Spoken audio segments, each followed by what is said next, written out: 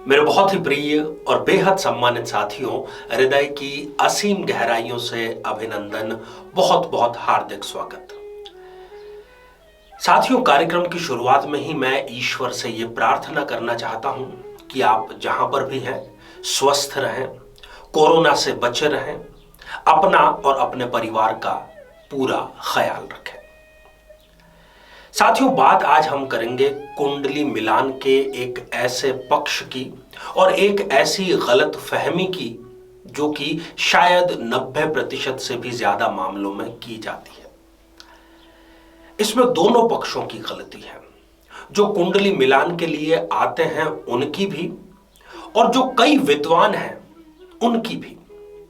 चलिए, मैं ये समझता हूं कि एक आम आदमी जिसको कि ज्योतिष का ज्यादा नॉलेज नहीं है वो ये गलती कर सकता है, परंतु जो विद्वान है, जो ये दावा करते हैं कि उनको ज्योतिष का नॉलेज है, वो प्रैक्टिस कर रहे हैं, फिर वो इतनी बड़ी गलती कैसे कर सकते हैं?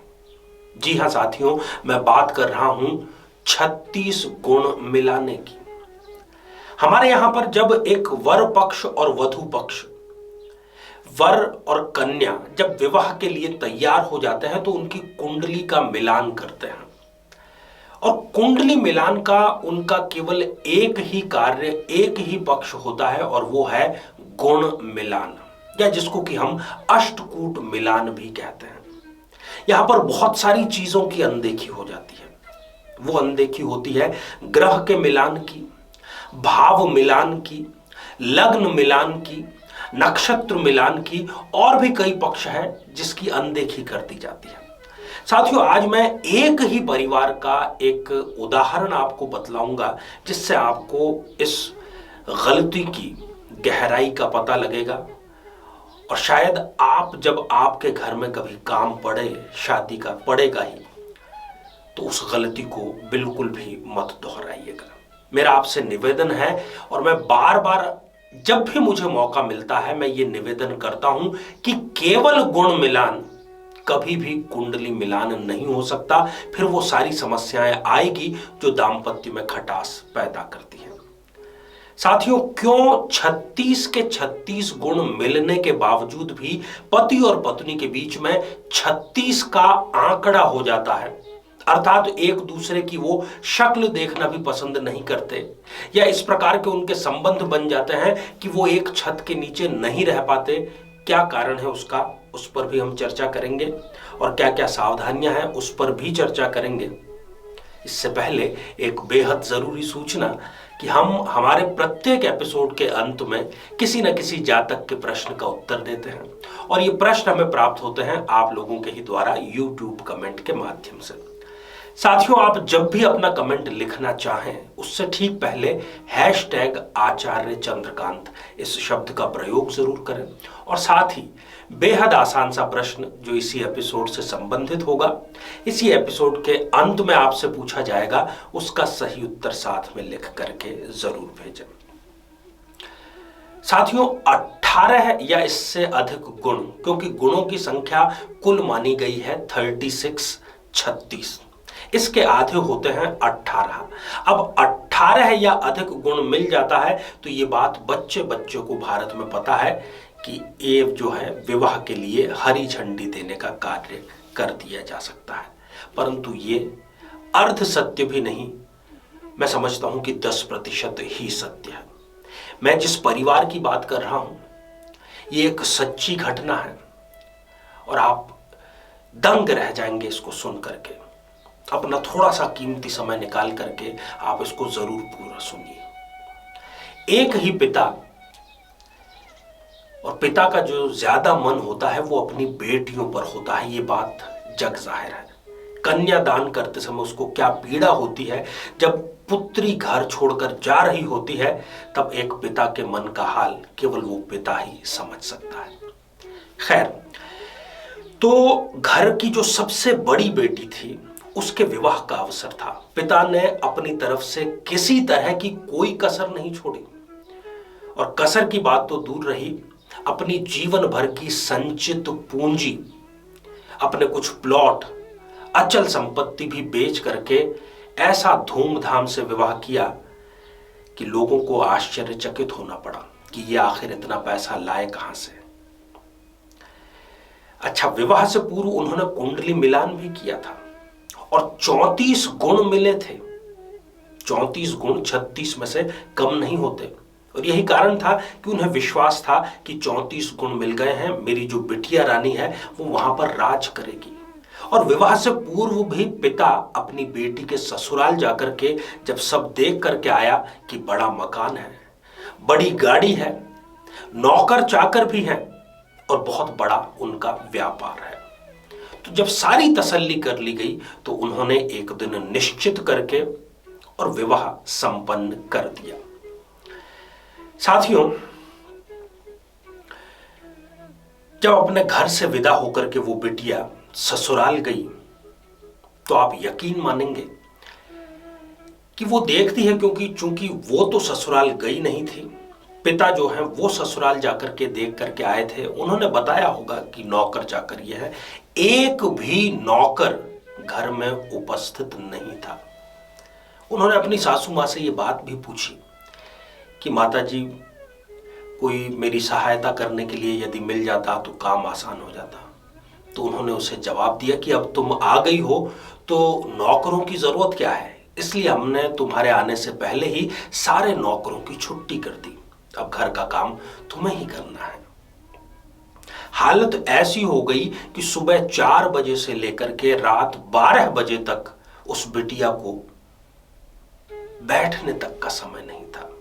घर के सारे कार्य उसके ऊपर थोप दिए गए, और इतना ही नहीं, निरंतर उससे मांग की जाती रही कि अब ये रहो, अब हमें अपना बिजनेस बढ़ाना है, अब पैसों की जरूरत है, और निरंतर उससे किसी न किसी प्रकार की मांग करते गए वो लोग, और उनकी मांगों की पूर्ति भी अपनी हैसियत के हिसाब से उसके पिता ने की। और जब पानी नाक से भी ऊपर चला गया, साथियों, बहुत ही पीड़ा और कष्ट का विषय है कि उस पिता ने आत्महत्या कर ली। और जब ये खबर उस बिटिया को मिली, वो बदहवास सी जैसे तैसे पिता के अंतिम दर्शन के लिए गई, और जैसा कि सारे संस्कार वगैरह होते हैं पूरे, वो कुछ दिन वहां पर थी। उसके ससुराल वाले उसे वापस लेने नहीं आए, और जब उसने फोन करके पूछा कि मैं कैसे आऊं, कब आना है, क्या नहीं है, तो उसके पति ने उसको बोला कि कोई जरूरत नहीं है आने की, तुम्हें तलाक के कागज मिल जाएंगे, तुम वहीं पर रहो। इस प्रकार की घटना उस घर में घटी। अब सारे लोगों का ज्योतिष के ऊपर से विश्वास उठ गया। वो बिटिया आज भी मायके में ही है, उसको आज तक कोई लेने नहीं आया। ज्योतिष के ऊपर से विश्वास उठना इस घटना के बाद में बिल्कुल वाजिब, और एक आम आदमी के लिए तो कम से कम न्यायपूर्ण ही मैं उसको कहूंगा। खैर, ये एक केवल एक परिवार की आधी घटना थी। अब उसकी दूसरी जो बेटी थी, उनके विवाह का समय आया 2 या 3 साल के बाद में। क्योंकि अब ज्योतिष पर से तो विश्वास घट ही चुका था, पिता भी इस दुनिया में नहीं रहे थे, तो उनके जो भाई हैं, 2 उनके भाई भी थे, और उनके पास में अब इतने संसाधन भी नहीं थे, तो उन्होंने एक साधारण सा परिवार देखा। हालांकि उन्होंने फॉर्मेलिटी के लिए कुंडली मिलाई, उसमें कुछ 15 गुण मिल रहे थे, फिर भी उन्होंने वो विवाह संपन्न कर दिया। जैसे तैसे विवाह संपन्न किया, क्योंकि जो बिटिया, जो दूसरी वाली बहन थी, उसने जब अपने बड़ी बहन के साथ में जो घटनाएं घटी वो सुना, देखा, तो उसका तो विवाह करने का कोई दिल नहीं था। उसने मना भी कर दिया था कि मुझे विवाह नहीं करना है, पर चूंकि हम भारतीय संस्कृति समाज में रहते हैं, इसलिए बेटी को ज्यादा दिन अपने घर पर खंवारा नहीं रखा जा सकता। जिस लड़के से विवाह किया वो एक साधारण परिवार का लड़का था। किसी सरकारी विभाग में वो छोटे से क्लर्क के पद पर नौकरी करता था। कुंडली मिलान मैंने आपको जैसे कि बतलाया कि 15 गुण केवल उनके मिले थे। पर विवाह के बाद आप देखिए कि बेटिया ने अपने पढ़ाई को जारी रखा और उसके पति ने उसका हर कदम पर साथ दिया। वो स्वयं भी सिविल सर्विस की तैयारी कर रहा था, उसने पत्नी को भी एनकरेज किया, दोनों ने पढ़ाई करी, और आप यकीन करेंगे कि दोनों ही आज की तारीख में IAS एलाइड सर्विस में है। अब इन आप दोनों घटनाओं को कैसे लेंगे? दूसरी घटना सुनकर के, जो कि एक ही परिवार की, एक ही पिता की दो बेटी एक की कुंडली मिलान करके तथाकथित रूप से विवाह किया गया, वो अपने घर पर आकर के बैठी है। दूसरी बेटी जिसकी कुंडली सरसरी तौर पर केवल मिला दी गई और वो एक बहुत ही सुखद दाम्पत्य जीवन जी रही है, संतान भी उनके हैं, संतान भी अभी बड़े हो चुके हैं, लायक हैं और कंपटीशन की तैयारी कर रहे हैं। अब यहां पर गलती क्या हुई साथियों? यहां पर गलती, जैसे कि मैंने पूर्व में बतलाया, कि जो कुंडली मिलान करने के लिए आते हैं उनको इस बारे में कोई नॉलेज नहीं होता है। उनको केवल इतना ही लगता है कि गुण मिलान कर दिए, बस इतिश्री हो गई। साथियों, ऐसी गलती आप मत करिए। ये एपिसोड बनाने का, मुझे आपसे निवेदन करने का केवल यही उद्देश्य है कि मैं इस बात को ज्यादा से ज्यादा लोगों तक पहुंचाऊं, क्योंकि मेरे सामने भी जब इस प्रकार की घटनाएं आती हैं तो यकीन मानिए साथियों, मन पीड़ा से भर उठता है। अब इस पीड़ा को दूर कैसे किया जाए? तो ज्यादा से ज्यादा लोगों को यदि जानकारी होगी, जब भी आप किसी विद्वान के पास में जाते हैं, वो यदि केवल गुण मिलान की बात करता है तो आप समझ जाइए, आप ये बात गांठ बांध लीजिए कि उसको ज्योतिष का कोई नॉलेज नहीं है। क्योंकि ये तो आप किसी भी कंप्यूटर में भी डाल देंगे तो पता लग जाएगा कि कितने गुण मिले। तो फिर उस विद्वान की डिग्री, उसका अनुभव किसी काम का नहीं है। इसका आप विशेष ख्याल रखें। जब भी आप विद्वान के पास में जाएं कुंडली मिलान के लिए, उनसे ये पूछिए दबाव डाल करके कि क्या इन दोनों के ग्रह मिल रहे हैं कि नहीं मिल रहे हैं, क्या इन दोनों के जो 12 भाव हैं वो ठीक से मिल रहे हैं या नहीं मिल रहे हैं, क्या इन दोनों के जो लग्न है, जो व्यक्तित्व है, वो एक दूसरे से मिल रहे हैं कि नहीं, कि ये एक दूसरे से हमेशा बना करके रखेंगे, इस जीवन कम से कम साथ में सुखपूर्वक रहेंगे या नहीं, इन दोनों के नक्षत्र मिल रहे हैं या नहीं। ये सारा आपका दायित्व है। सब कुछ, अपने बच्चों का भविष्य किसी एक विद्वान के ऊपर बिल्कुल भी मत डालिए। तो क्या आपको सावधानियां रखनी है वो भी आपको मैंने बतलाया, और गुण मिलान पर बिल्कुल भी डिपेंड नहीं रहना है ये भी मैंने आपको बतलाया। अब मैं आपसे ये आशा जरूर करता हूं कि आप इन सभी बातों का ख्याल रखेंगे, स्वयं अपने परिवार के लिए भी, अपने किसी मित्र या रिश्तेदार के घर में विवाह हो तब भी, ताकि दाम्पत्य जीवन में खटास के मामले कम से कम आ सके। साथियों, हमारा प्रयास रहता है कि इसी प्रकार के कुछ शोध आपके लिए नियमित रूप से लेकर के आए। आपको हमारा ये प्रयास कैसा लगता है, कमेंट के माध्यम से आप जरूर बतलाइएगा। आइए साथियों, अब हम बढ़ते हैं आज के हमारे कमेंट के चरण की ओर। आज हमने कमेंट शामिल किया है शिवम मेहता जी का, जो कि उन्होंने लिखा है देवास मध्य प्रदेश से। शिवम जी, आप कई प्रकार के व्यापार प्रारंभ कर चुके हैं, किसी में भी आपको सफलता नहीं मिल रही है।